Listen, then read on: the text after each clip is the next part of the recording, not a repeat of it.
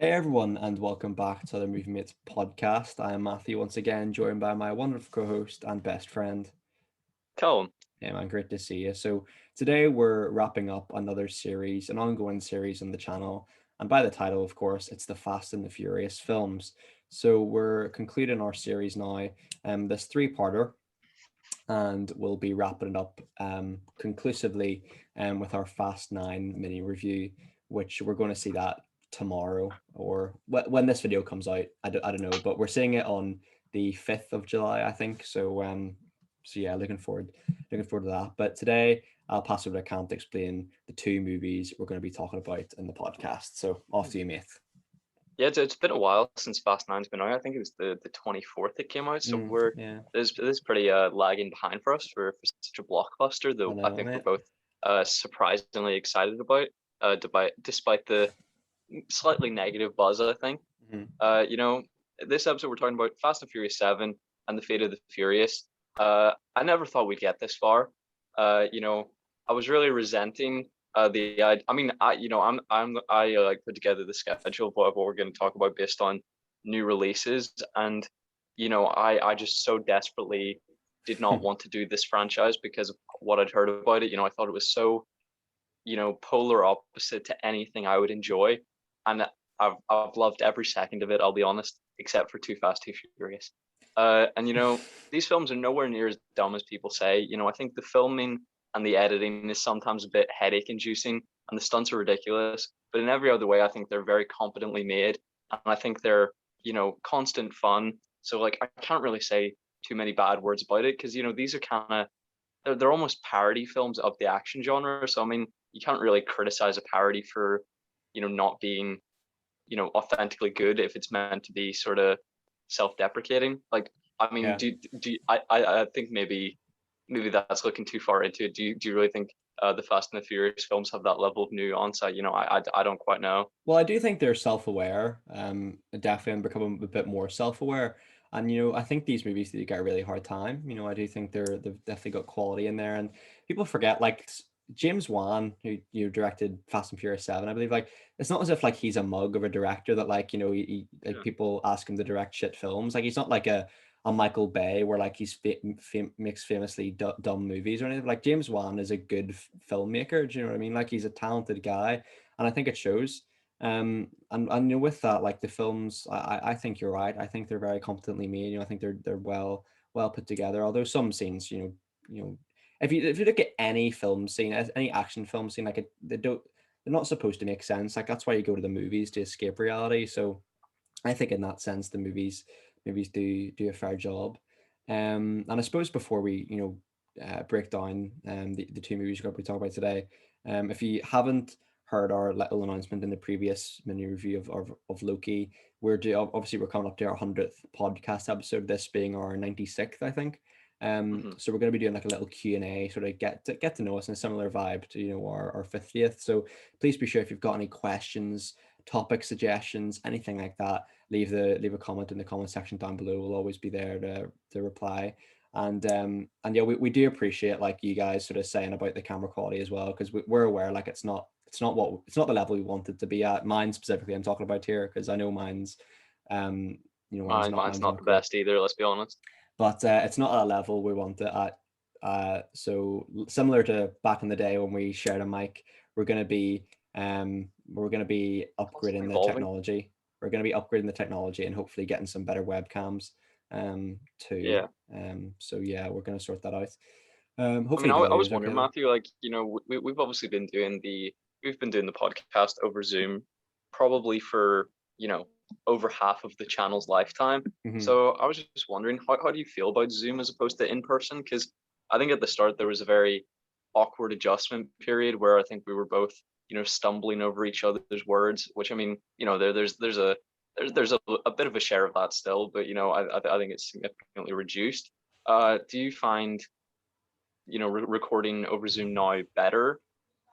I do like it because I think it's a lot of podcasts on YouTube, like the Pretty Plan podcast, for example. There's no like visual, uh, there's no visual representation there. It's just images and people talking. Whereas I like Zoom.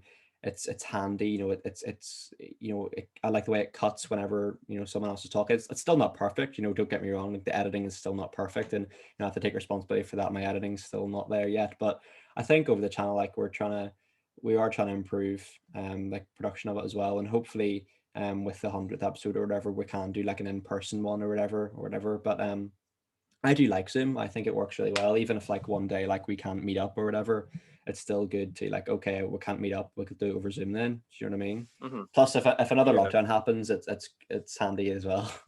What do you think? Yeah, I do think it poses less challenges than in person because you have to worry about camera angles and background scenery. There are more elements to take consideration of than just hop in your desk chair and just chat directly to the camera. So yeah, I think the setup's definitely easier. And as you said, for editing's sake, the back and forth I think is very convenient. Like I think it's a great app. I agree. It's great, and the fact that it's free as well for like two-person calls is fantastic. You know, there's no time limit there. So yeah, it's worked wonders for us, mate. It's done well. Um, but I mean, yeah, just before we kick off today's episode, please be sure to like, subscribe, and comment your thoughts on the Fast and Furious movies down below. You know, we're always there, responding to them. And of course, you can email us at moviematespodcast@gmail.com and check out our iTunes link in the description too. So Fast and Furious 7, mate. You know, I mean, I gotta say, you know, when this film came out, I just remember it being like one of, if not like the biggest release of the decade. You know what I mean? Like at the time, anyway. You know, especially Yeah. with the context behind it. You know, I remember there was a lot of rivalry between Avengers: Age of Ultron and Fast and Furious 7, and I think Fast and Furious 7 actually came out in top there. You know, I think that film is one of the highest grossing films ever. You know, it's crazy. Do you remember it being big back in the day? Yeah, I think everybody wanted to see, how respectfully they were going to handle the passing of Paul Walker. Everybody was familiar with the fact that, his brothers had stepped in to, cover some of the scenes and, perform some of his, more dialogue scenes. Where I think some performers, did his action scenes, which was, that's standard practice anyway. So I Yeah. think everybody was curious about that, because a lot of the time studios don't handle stuff like that respectfully. They're trying to resurrect actors from the dead without consent of obviously them contractually or their family.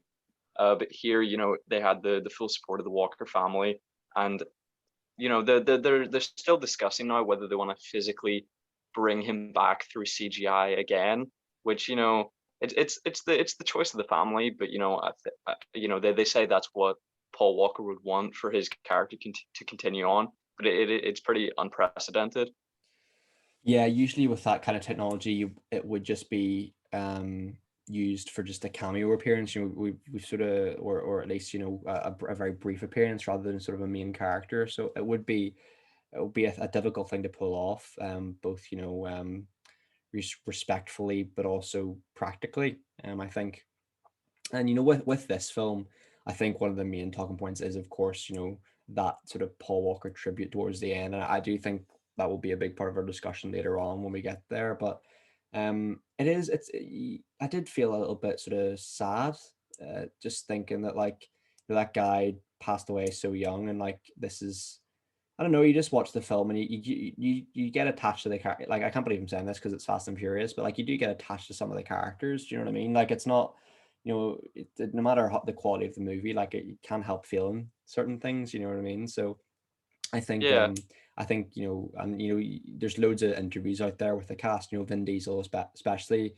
I think he's had a lot of sort of turmoil and turbulence in his life. You know, with his own family as well. The passing of his of a family member, I think, is 2 years during the production. So yeah, it just goes to show like how much sort of you know goes into these kind of projects. You know, the personal and the personal struggles that people have off camera. Do you know? yeah, because of course the sadness regarding Paul Walker's death is obvious and apparent, and you don't need to see this film to feel that. But the surprising sense of sadness is we'll never see Brian again, which is Yeah. baffling. Mhm. I think we both did just enjoy kind of like clowning that character for being like dumb hunk of shit, you know. So Mhm. I mean, I am absolutely gonna miss that. And you know, Paul Walker's death was 6, 7 years ago, and you know, this film came out 6 years ago, and you know, I think had I seen it in the cinema, you know, and seen every film as it came out, I genuinely think I probably would have cried, because especially, you know, the musical motif with "See You Again" Yeah, it's by Charlie fantastic. Yeah. Puth and Wiz Khalifa, like it's an incredible song. It's incredibly played. Like I genuinely think they could not have handled Paul Walker's death better.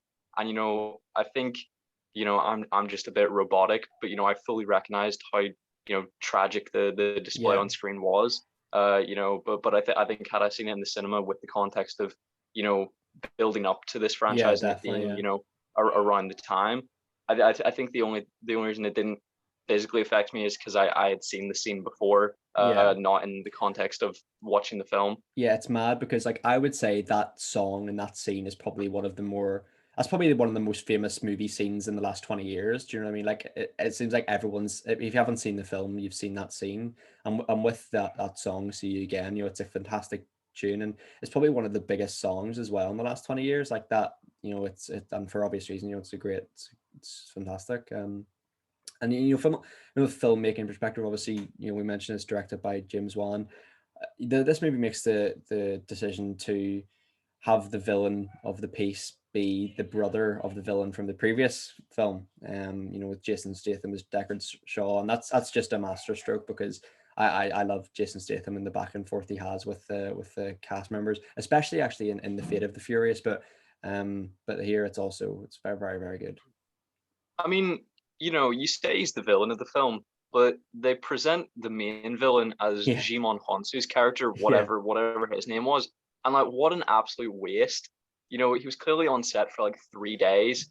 You know, you yeah. know, it was a real franchise low, I think, for his presence, because you know, I think there are a lot of very commendable villains. You know, obviously Arturo Braga and like whatever the character in, you know, number two was, you know, they're obviously immediately in the bin. But I'd say every other one is, you know, very very admirable. You know, we have uh, you know, Luke Evans and now Jason Statham. Like I think there are some really incredible villain presences, but Shimon Hansu had about like 4 lines and was in like 3 scenes. Like Yeah. it was genuinely embarrassing for, you know, them presenting that as the Mhm. main villain, with then Jason Statham kind of ruining their chances at bringing down the central villain. Like Yeah. it was bizarre. Yeah, and especially with you know, Jimon Honsu, I actually think he's fantastic. You know what I mean? He doesn't get the credit he deserves. Everything he's in, He's in everything. and with that, mate, like every scene that he's in, he steals. Like, and when I think Guardians of the Galaxy, I think Jimon Honsu. Do you know what I mean? And I think he's absolutely fantastic.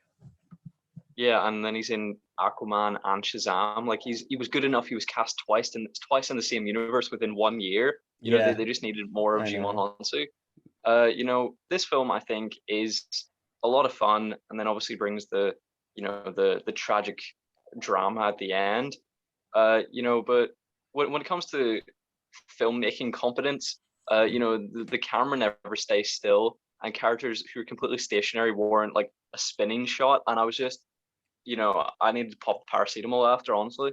And what, yeah, yeah, and you know, with the production of the film, I was really curious to ask you, like, did something happen to The Rock, like off camera, that they had to sideline him with the film? Because it seems like such a curious choice to do that to like the biggest movie star of all time. I don't know. I have no idea, because he is still in, you know, obviously the huge final action Yeah. sequence, and then he's peppered throughout the film. So I mean, sidelining him with an injury, like, still led to him having like equal screen time as he did in, you know, number Yeah. five.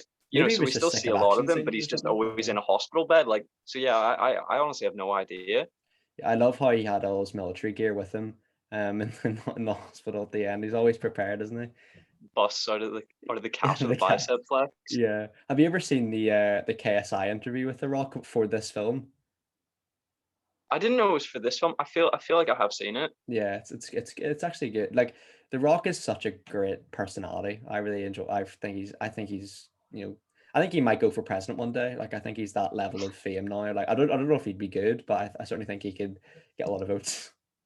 Yeah, he's a guy that, you know, could have a huge ego, and you'd be like, all right, that's not very likable, but I get it. But you know, pretty much every interview I see, I haven't seen anything that contradicts him being a lovely guy. Yeah, definitely, definitely, mate. One thing I wanted to say about you as well, it seems like more and more these days, UFC fighters get cast in movies. And obviously we see Gina Carano in this franchise, and Gina Carano is actually, to be fair, like she went on to have a career in Star Wars too.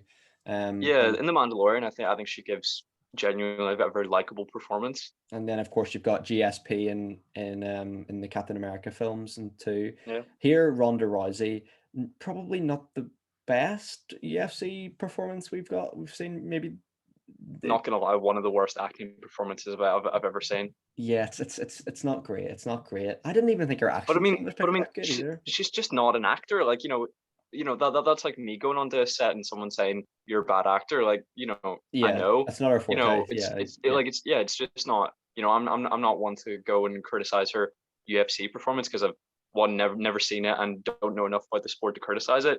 But, I think good and bad acting it's very binary. I think it's very apparent. So I think it's easy to say that it wasn't a good performance, but it's just she was clearly just hopping on the trend of yeah, fighters becoming actors, which is just for whatever reason. I'd say the two big ones are musicians becoming actors or vice versa, and fighters becoming actors. So I mean, she clearly just thought, well, I'm a fighter, so I can act, but she just doesn't have the magic of The Rock or Batista. yeah, or like Cena or someone like that. Yeah. I Yeah, mean, I know. I genuinely don't know if I've actually seen John Cena in a film other than the Fred films. Ah, He was he's he was getting in more and more Bumblebee, work. but I've never seen it. Is he in Fast Nine? Is he? Yeah, he's in Yeah, Fast Nine. He yeah. plays Dom and uh Mia's brother. Oh, okay. Well, that'll be interesting to see because as I say, I haven't seen him in a lot either, to be honest, and I wouldn't be a big wrestling fan anyway, so I'm not too familiar with his work. But that being said, I think we've sort of mentioned some of the action set pieces in here, and maybe the camera work not being up to standard.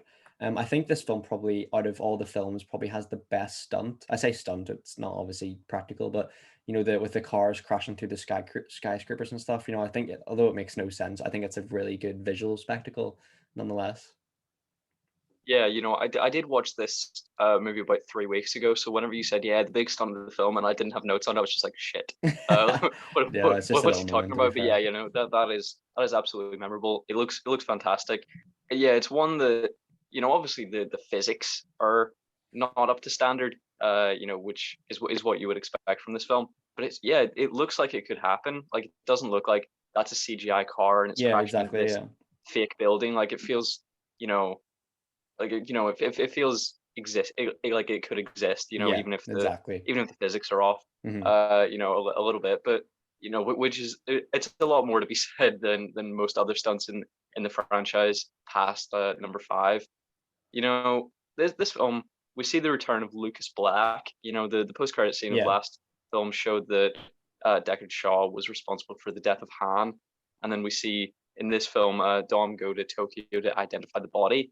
So Lucas Black returns as Sean Boswell from the Fast and the Furious Tokyo Drift, and they're pretending that he's 18 years old.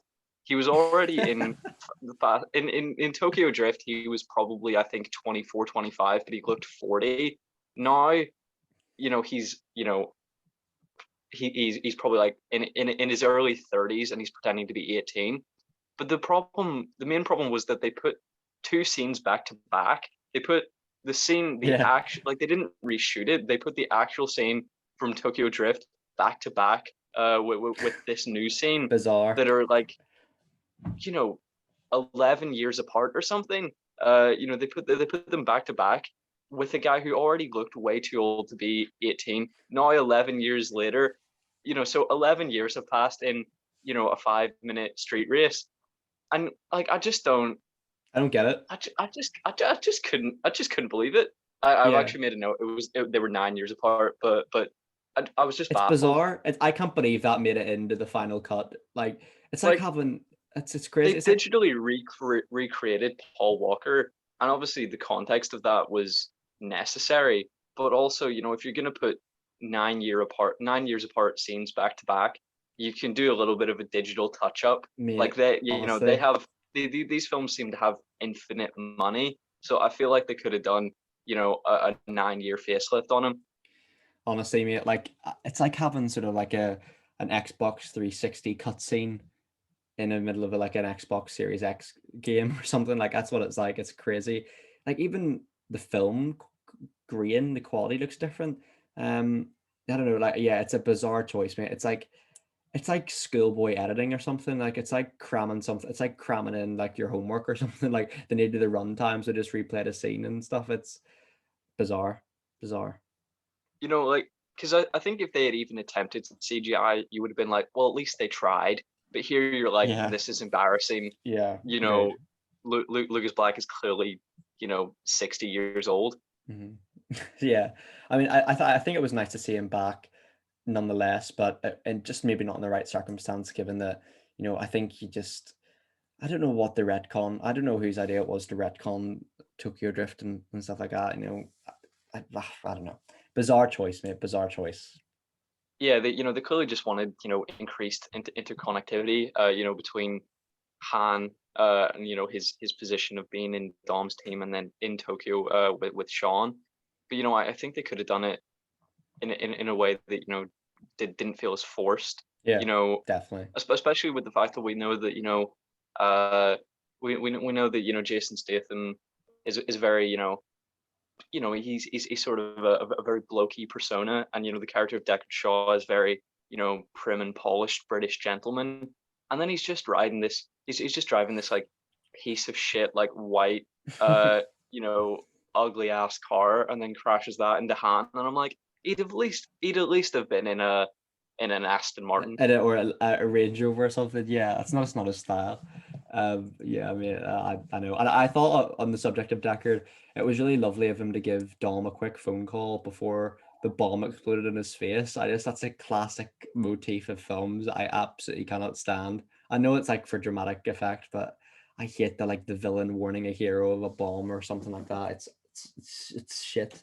It's just not good Yeah, I writing. guess it depends what his intentions were, because if he was just trying to call attention to the fact that he was blowing up his house because he wanted to take that from him, that's Yeah. fine. But was he trying to kill him? It's kind of unclear. I think if he was just trying to kill Dom, I don't know why he would have started with Han.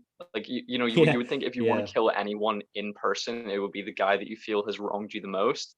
Hmm. So clearly that lapse in logic is just because of the retconning of who was Yeah. responsible for Han's death. Hmm. Yeah, I But think so. like, because I assume when they made Fast and Furious Tokyo Drift, that was just you know like that would in the script, that was just you know Han getting into a car accident and being accidentally hit. It wasn't of malicious intent, Yes. because I said to you in the previous episode, if you're gonna hit Dom where it hurts, you'd either kill him or kill the closest person to him up close. You wouldn't go to Tokyo and kill Han. Yeah, I know it makes for some funny recollections when you've seen all the films that like about how like ludicrous that sounds, no pun intended there.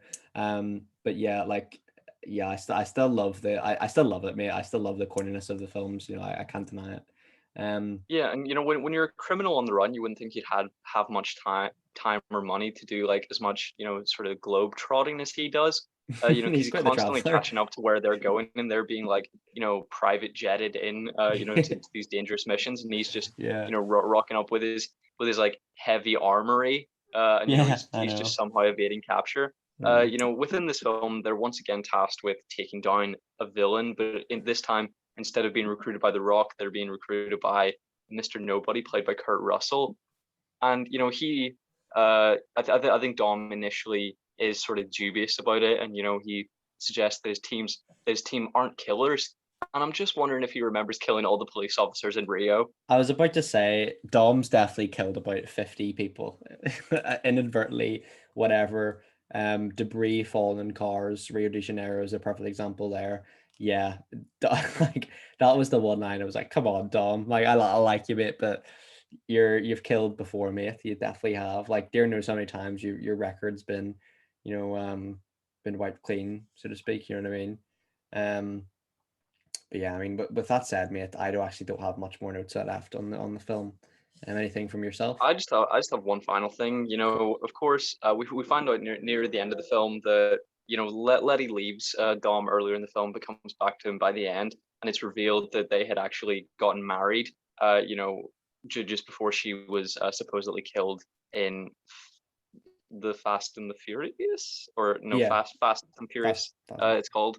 Uh, and we see the wedding, and just of course Dom wore a tank top. Yeah, it's a classic Dom Toretto move, that just get the muscles, they just get the tank top. Yeah, I mean Vin Diesel's got a really, he's got an iconic look about him. To be fair, he rocks it. He absolutely rocks it. This franchise, something about bald men in this franchise, like the three best bald men in cinema history. Do The you Rock. think do you think Vin Diesel cast them intentionally to feel not insecure? I don't know. That's a good point. Um, Because he has pretty much final say on scripting and casting these days. Yeah, yeah, he does. I don't know. Looking back now, it seems like a very strange coincidence that the three biggest stars of the franchise are all bald men. I don't know. Fair play, but yeah, like Vin Diesel, I actually really like him. I was unsure about him because I thought maybe he wouldn't be that good in the film, but I think his character is reasonably consistent, and I'm a big fan. Yeah, I mean, I imagine most people's first exposure to Vin Diesel is this franchise, but my first exposure to Vin Diesel was actually Bloodshot, which came out in 2020, Hmm. and it's not a good film. It has sort of redeeming qualities, but it's not a good film. He's not good in it. I still want to see a sequel because it's kind of funny. It was very much it was kind of in the vein of Hobbs and Shaw, with these Yeah. sort of elevated beings, and it's very interesting. But, it wasn't well performed, and I don't think it did well critically or financially. But that was my first exposure to Vin Diesel. So thinking back to this being the sort of even more heavily criticized franchise, I was really dubious about what his performance was going to be like. But he's just so warm and likable, I He think. is. He uses charisma. He definitely does, mate. I suppose with that in mind, Callum, if you're gonna jump in with a rating for this, what would you give it? I think this is one of the strongest of the franchise's films. I think one day we're probably going to do a tier list. Because I think Yeah. this with 9 films definitely qualifies for a good discussion. But I think it's very near the top end of the good ones. With in my opinion probably just number 5 and maybe number 1 edging it out. But I really enjoyed it.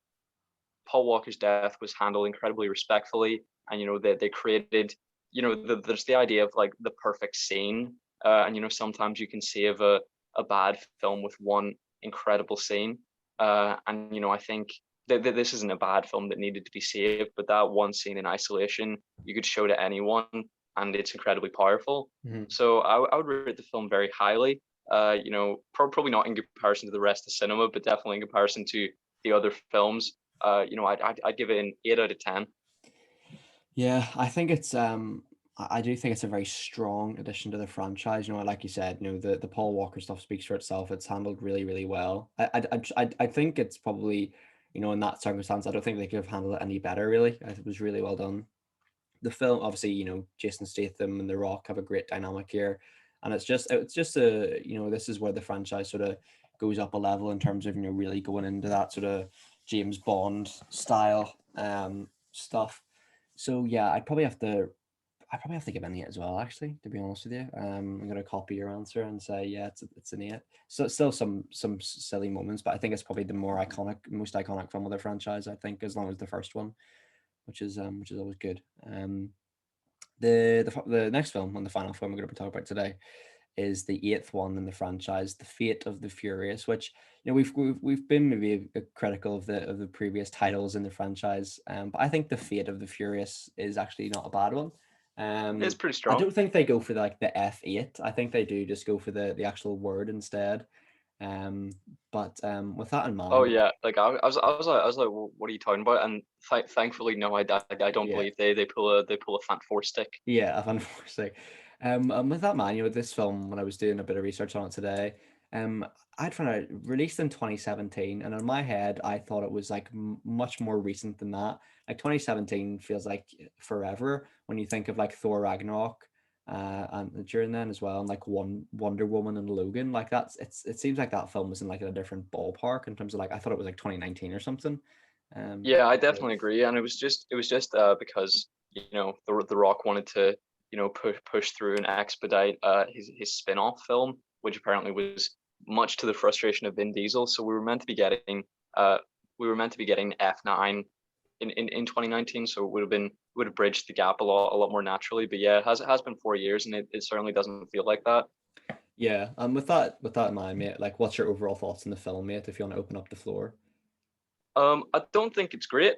I think this is one that you said you were excited for because you thought, Dom turning on his team was at least, bringing something fresh to the table. And Yeah, I can't disagree with that. But I don't know what it is about it. It's maybe Paul Walker's absence. Maybe he needs to be potentially. there to balance it out. But I mean, as I was watching it, I wasn't like, "Where's Brian?" I was just like, "I'm not enjoying this." So I couldn't exactly identify it. Because it's obviously not. I think they make the stunts more and more ridiculous. The Rock throws a torpedo, on ice, at an oncoming convoy. But I like that kind of stuff, so I can't directly identify what I took issue with, but I really didn't enjoy it very much. I think for me, because the ending of Fast Seven was so perfect, any film thereafter felt unnecessary. And I do definitely like contend that with this one. I feel like, I think there's, there's a lot of a film with up to this point, a film with, eight films in it. Sorry, a franchise with eight films in it. Not all of them are going to be necessary. Of course, like, a lot of it is money involved there. Money talks at the end of the day. But I think this one, it feels unnecessary to me. The plot feels, it just feels it feels such a departure from what we're used to. It tries to switch things up in a really intriguing way, whereas the marketing for this film was really good. Dom's turning his team. I mean, things will never be the same, but by the end, it's kind of everything. It's just storming a teacup. You know what I mean? Like things occur. Returning characters are brought back and are killed, but I don't know. There's something about it where I don't know. It jumps in the bandwagon of like having Charlize Theron be a villain in a film as well, like having that kind of thing go on. I just feels like a lot of different things jumbled into one. Doesn't blend nicely for me. That's how I Yeah, feel. I mean, very quickly within the franchise, I got very sick of the sort of drug running, drug operations portrayal. Mhm. Because after we saw that in Too Fast, Too Furious, and Fast and Furious, Mhm. I'd had my fill, and thankfully, that they Sure. moved past it into this sort of spy stuff. But at this point, by number eight, I am sick of that, and I think we're definitely getting more of that in F9 because to my knowledge, Charlize Theron is returning for that film as Cypher. But I am absolutely sick of it, and as you said, the plot doesn't quite work for me either, and I think it's because in this film, she has to go to painstaking levels to manipulate Dom. She had to kidnap Elena. She has to, you know, take the risk of him betraying her when she could have hired, and paid money to literally any competent criminal who wanted to be a part of her Yeah, organization. why does it have to be Because Dom? because everything he does is he just drives fast. So I mean, anyone who's competed in his street races, but actually wants to be a criminal and wants to do violent crime or believes in her cause. It seems like very easy to recruit that. So I have no idea why she would choose Dom, other than there would be no film otherwise. Yeah, yeah, exactly. I mean, that's definitely a thing that stands true for me. And with that, I think the film opens up, as a classic Fast and Furious film does, in an exotic country with a drag race, and I think that is it's one of the best scenes in the film. Obviously, there's something there's a bit of a callback later on, with that, but I think this film it reminded me of The Losers in the sense that you've got this sort of operation going on with this group of of misfits kind of thing. And obviously there's one scene as specifically reminds me of that is when so the Rock is coaching some girls football, and it sort of reminded me of that final scene in The Losers with Chris Evans. And yeah, the film really does lean into that espionage type stuff, the the modern era of Daniel Craig, James Bond, or the Bourne films. But I don't know, mate. Like I think especially with the last action scene, it's just not Fast and Furious, mate. If you don't have cars there, it's just it's just not that. It's just not it for me. Yeah. I And think I yeah, think that this film franchise is every film is quite different. I think yeah, I because agree. you Yeah. have heists and then you have spy craft. You have drug Mhm. operations. It's all centered around cars, but the genre can switch it up from time to time. And I didn't take issue with it not being Fast and Furious as such. I just took issue with it not being very entertaining. Yeah, that's the main problem, isn't it? It has to be competently made, and I think it is to a degree, but I don't know, like there's it's just I just can't really pinpoint what it is. It just lacks authenticity for me. You've got Vin Diesel going about in like this big stealth suit with like it's kind of reminds you of some kind of superhero costume or something. Or do you know what I mean? Like it's a bit strange. It's a bit bizarre, and yeah, the only thing I think, well, not the only thing, because there is positives there. I think one of the few positive things that I really do enjoy is again, I said it, I'm going to say it again, the Hobbs and Shaw dynamic, especially within the prison. I think that prison scene is the highlight of the film without a doubt. Like it's probably one of my favorites in the entire franchise, and I think I could just watch a Hobbs and Shaw film in prison. To be honest with you, I think it was absolutely fantastic. Yeah, because it was, of course, their interactions in this film and the reaction from the audience to that. They then spawned the spin-off Hobbs and Shaw, and so you did feel enough between them to warrant a spin-off film. I did, but I can definitely, I can definitely see why people wouldn't, and I'm guessing that's where you're sort of hitting that. I mean, we obviously saw Hobbs and Shaw before we saw any Fast and Furious film, Yeah, so it was in isolation. That film, I think, is great because you don't know, the backstory of these characters, and then you learn it implicitly. And going back and watching that film, it unfortunately does not hold up as strongly after seeing all these films. But whenever I watch this film, they have like three scenes together of poorly written, uh, insults at each other. It's like it's always I'm gonna shove this up your ass or put this down your mouth. It's yeah, like it's very formulaic. And yeah. I never thought the insults hit too close to home. Mhm. So you know I still really enjoyed the film Hobbs and Shaw. I didn't quite enjoy this film, but I wouldn't have as an audience member I wouldn't have been like that's something I need to see. Yeah, yeah, I can see why. I can see why. I think for this film, looking back, this is one of the few Fast and Furious films I can remember specifically the marketing for. I think there was a Super Bowl trailer specifically. There was like a trailer for this, Logan, and like Transformers: The Last Night. Um, and safe to say, out of that three, this one is not the worst out of those. I think we can agree. True. But that being said, I think the film really could have made a better move of marketing it so that Dom's twist, I say twist, like, Dom's reveal that he's sort of betrayed the team wasn't, as it was in the marketing. I think they could have just played it as, a classic sort of Fast and Furious spy film. And then with that, with that in mind, I think, having Dom's betrayal removed from the marketing could have made for a more, audacious watch and sort of think, oh, flip, I didn't expect that.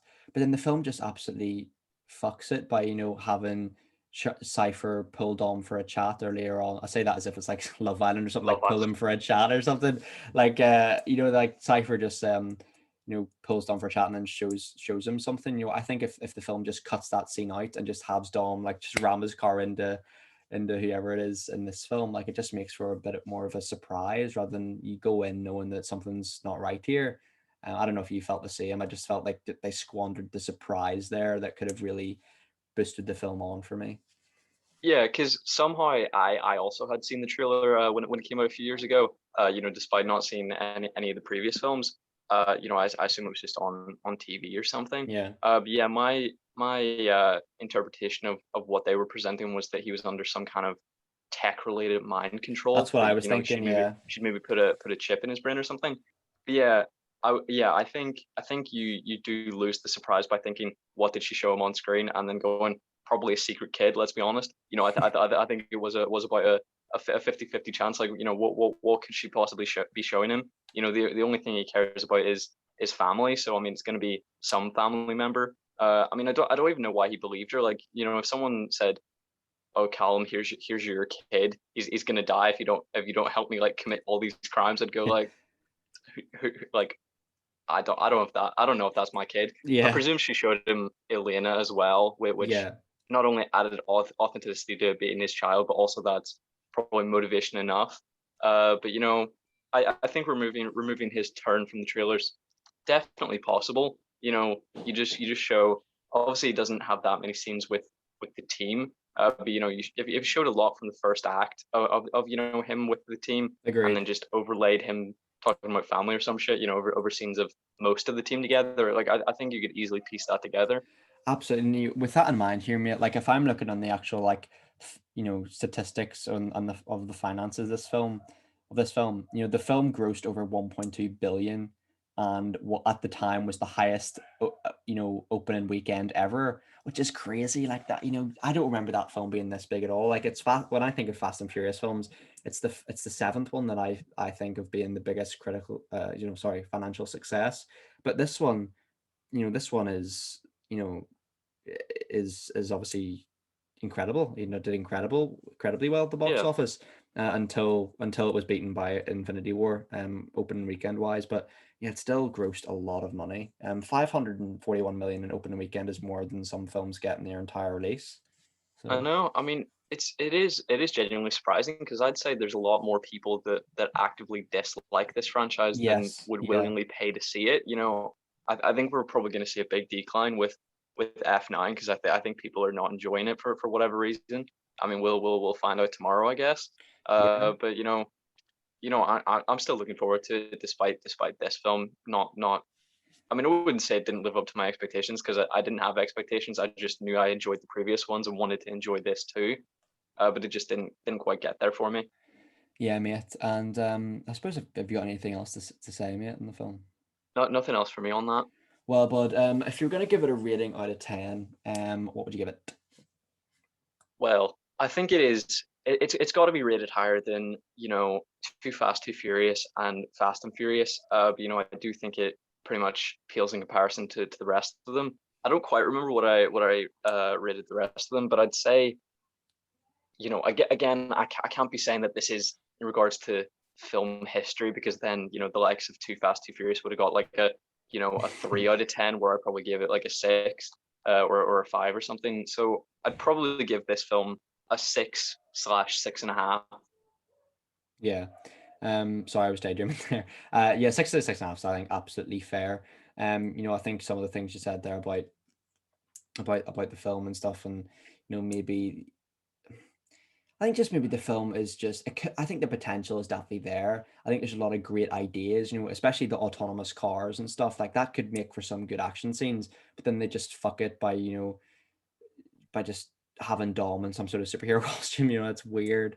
But that being said, I still think I did enjoy the film. Like, I think Fast and Furious franchise is one of those films where like people hate to admit if they've either watched it or liked it. But I think subtly deep down, people will go to it because they either enjoy it or they're a little bit anticipated by it. Otherwise, they're not going to get $1 billion. You know what I mean? Like, people obviously Yeah, secretly love these films or at least want to see them. So I think I have to credit the franchise for that. If we're looking at it as a broad spectrum, yeah. as a franchise, I mean, and it's really impressive for something that doesn't have source material to garner that many fans. especially if you compare it to Harry Potter or the MCU, like or things like that, those are based in literature, or pop culture, whereas the Fast and Furious, like you said, mate, there's nothing to base it on. It's an original concept, as far as I know, although it might have, I think the first one is maybe based on some kind of book or something, but I mean, nonetheless. it's sort of a loose remake of Point Break, but that wasn't based on anything either. Yeah, which is fair. I think the franchise is incredibly, it's incredibly, blew me away incredibly.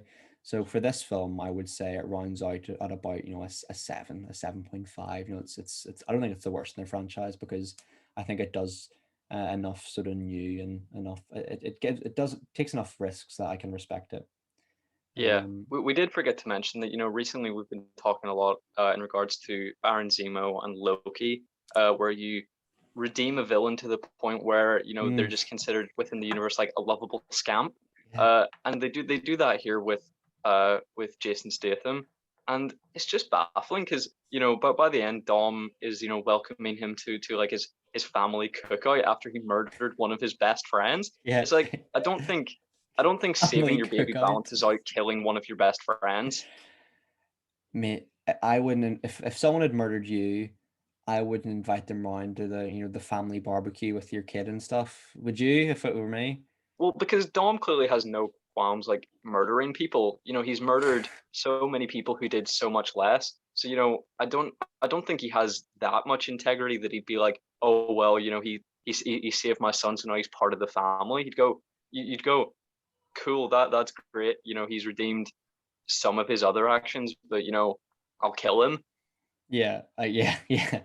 I see where you're going. Like, it's a funny situation. One question I wanted to ask you, buddy, before we conclude today's episode is, you know, it would be a big thing for the franchise to hit 10 films. And I suppose if you included Hobbs and Shaw, it has done that. But if you look at a franchise, the Fast and Furious films and not the spin-offs, we haven't seen Fast 9, so our thoughts might change this tomorrow. But as it stands, do you think Fast 9 is the last one, or how many do you think they can make? How many more of these do you think they can make?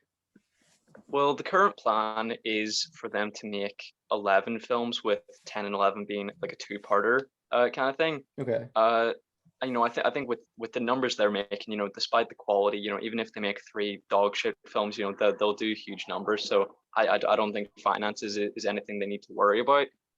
So I think we'll absolutely be seeing at least two more after this one. But honestly, I think Vin Diesel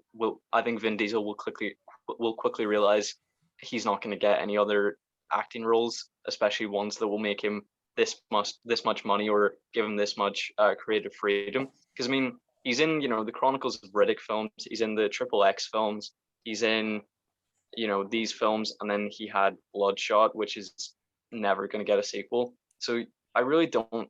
I don't know whether he's not in much stuff because this is taking up all his time, or because he just Yeah. doesn't have the prospects. But Yeah. either way, I think that they'll come back and realize that they can, you know, beat this dead horse, for a few more films. So I picture it I agree. never ending. Let's be honest. I think Vin Diesel knows, like, this is his time in the spotlight. He wants to make the most out of it while he can, and like you said, I think he's kind of like the Daniel Radcliffe of this franchise, in terms of, like, he's going to be typecast as this kind of brooding sort of deep voice sort of action hero the rest of his life, like Daniel Radcliffe is sort of like a just a posh sort of nerd kind of thing. Not that's maybe a bit of a cruel, sort of I mean, blunt I thing to think even say. Daniel Radcliffe would say that he's a fantastic actor and he deserves better, but like he has found it hard to shake it off, mostly because of you know like it not nothing to do with his acting or anything. It's I really just like Radcliffe. what Yeah, what Hollywood is. They see that someone can do one thing well and then just keep grinding that out. yeah. And I don't want to judge him too harsh or anything, because I've seen some of his other films, and I really do think he's very talented. But I can't help but feel like Daniel Radcliffe's already reached his peak of his career, kind of thing, which is sad to say. Although it's early days for him. He's still a very young actor. I think he's in his 30s, so he's by no means past or anything, of course. Mhm. But I just think maybe with Vin Diesel, just because he is that bit older, I think he's probably past his peak in terms of the franchise. Like, I think his peak was probably Fast 6, Fast 7. So I think as the films kind of box office wise begin to sort of settle and die down, in terms of I can't see another film hitting $1 billion, especially with, like, the coronavirus being about in the world. I can't see it happening. I can't really see another film hitting $1 billion worldwide for a long time, if I'm honest, mate. Mhm. That's due to outside circumstances, of course. But yeah, what about you? I see, that's a good question I'd ask. Like, Do you think we'll see a film hit $1 billion in the next 5 years again? Uh, and any film. Let's say even say like an MCU film, for example. Like, do you see it happening soon? Hmm. I think people aren't going to come out in droves for Black Widow. I think they'll. I think most of the. I think the UK audience will be big because we're uh, you know rolling out the vaccines and we obviously have a smaller population, so we can do that faster. And I think restrictions are obviously different. I think more people will see Black Widow in the UK than they will in America, which obviously will drastically impact the box office. I mean, Mm. provided you have Asia, going to the cinema, then Yeah, it's you true. can have Big market over there. massive Yeah. numbers still. But yeah, I think Black Widow isn't going to do great financially. Shang-Chi is sort of a risky property. It's obviously it doesn't have a huge uh, knowledge precedent. Not many people know that character. I mean, obviously, when you stamp MCU on it, that's instant authenticity for a lot of moviegoers. So I think we'll probably see similar numbers between Black Widow and Shang-Chi. I think Spider-Man, I think you can't avoid seeing that in the cinema. I think that'll do $1 billion easily because I think it's Yeah. going to be a big event film.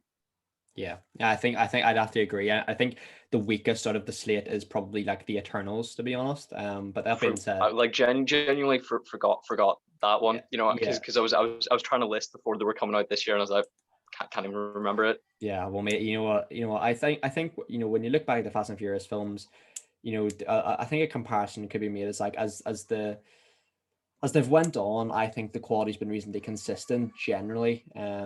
So I've had a really good time talking about them with you, mate, as well. I'm looking forward to seeing Fast Nine with you as well. But I suppose, mate, if you've anything more to say on the franchise, I have one final question for you. of course. We've said maybe Vin Diesel wants to leave the door open for coming back to this franchise post the 11th film, but I have some conflicting feelings on that because I was just wondering, do you think this franchise ends with Dom's death? Because I feel like knowing Vin Diesel's persona and how much he's put into this franchise, he started it, he's going to finish it. I feel like he would want like a Tony Stark style hero's death Yeah, yeah, that's a good point. I where think everybody's mourning him and saying what a great guy he was. I feel like with the character that they've built up to this point, that's the direction they're thinking of going in. yeah, I can't see them doing like a Brian move and like have him settling or whatever, because like they've already kind of done that with him getting married and having a kid. So I think they're gonna have to kill him off in a blaze of glory or something, or like The Rock becomes a new leader of the team or something like that. I think that's a possibility. I don't think Vin Diesel would let that happen. Yeah, I suppose, yeah, with him being the creative archetype of it, maybe not. Even with if Vin Diesel exits the franchise, I can't see like Tyrese Gibson or Ludacris coming back either. I think if Vin Diesel goes away, it's going to be a reboot or something.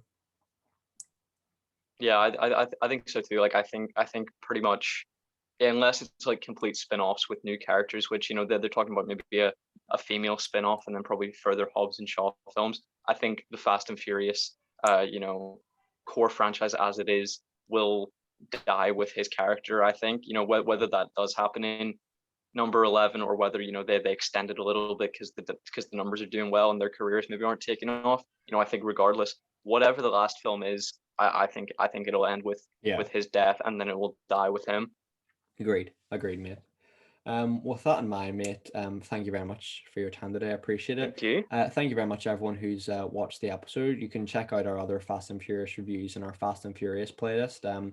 Which back in the day when we read Hobbs and Shaw with our high pitched voices and that must have been like a year or two ago now, maybe two. I don't know. It was a while ago. Yeah, I Um, think I think it was August 2019. yeah, so coming up to 2 years, which is a lot has changed since then. But yeah, thank you very much, guys. Appreciate the support as always. As I say, comment your questions down below for the 100th podcast. We're really looking forward to doing that. And yeah, we're back in the podcast grind, uploading as much as we can. So yeah, thank you very much, everyone. Hope you're all well. Hope your family and friends are all safe and well too. Take care and see you later. Bye bye.